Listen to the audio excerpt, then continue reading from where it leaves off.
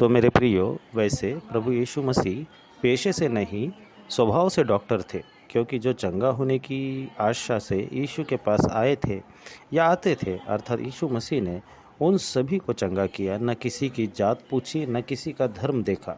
कितनों के पास तो जो यीशु के पास नहीं आ सकते थे, यीशु आश्चर्यजनक रूप से स्वयं उनके पास चला गया, क्योंकि वही तो अद्भुत, अगम्य, अविनाशी, अनंत परमेश्वर का प्रतिरूप है। उसने उनकी पीड़ा को महसूस किया, उनके उस कराहने को सुना और स्वयं उनके पास चला गया।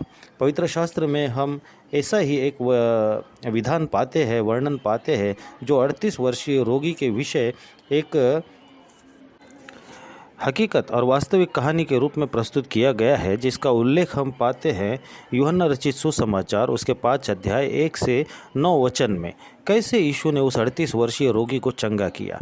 यही प्रभु यीशु, वही अधिकार और सामर्थ जब कोई प्रभु यीशु मसीह पर विश्वास करता है, पिता और पुत्र और पवित्र आत्मा के नाम से बपतिस्मा लेता है तो उसे यही अधिकार और यही सामर्थ प्राप्त होता है जो यीशु मसीह में था। वरन कई जगह शास्त्र लेख इस प्रकार कहता है कि मुझ पर विश्वास रखने वाला मुझसे भी अधिक काम करेगा। आइए हम कुछ शास्त्र लेखों पर ध्यान केंद्रित करें। मत्ती रचित सुसमाचार 10 अध्याय 7 वचन इस प्रकार कहता है, और चलते चलते यह प्रचार करो, स्वर्ग का राज्य निकट आ गया है। वचन 8 कहता है, बीमारों को चंगा करो, मरे हुओं को जिलाओ, कोढ़ियों को शुद्ध करो, दुष्ट आत्माओं को निकालो। तुमने सेंत में पाया है, सेंत में दो।